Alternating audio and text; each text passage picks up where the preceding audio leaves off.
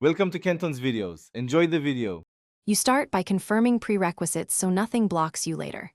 Install Python 3, 8 Plus or Anaconda, then open PowerShell or Anaconda prompt and run Python version and pip version. Create and activate a virtual environment with Python env, then env \scripts \activate so packages stay isolated.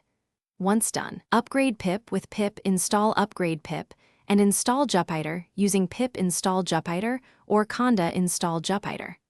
These steps you now install and run Jupyter inside that active environment.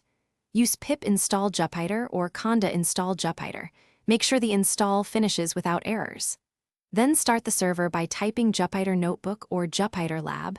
The terminal prints a local URL with a token, copy it, or let the browser open automatically. Once the UI appears, create a new Python 3 notebook, name it, and test a simple cell like print hello to confirm kernel execution and file autosave are working. You finish by saving your notebook, shutting down unused kernels from the dashboard, and closing the server with Ctrl+C in the terminal. If you need multiple environments, install kernels using Python ipykernel install username equals myenv and then select that kernel in the UI.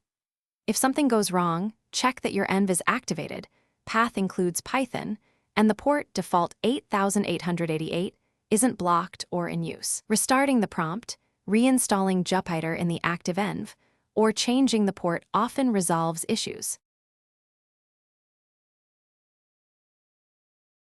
Thanks for watching. Consider subscribing if we helped you.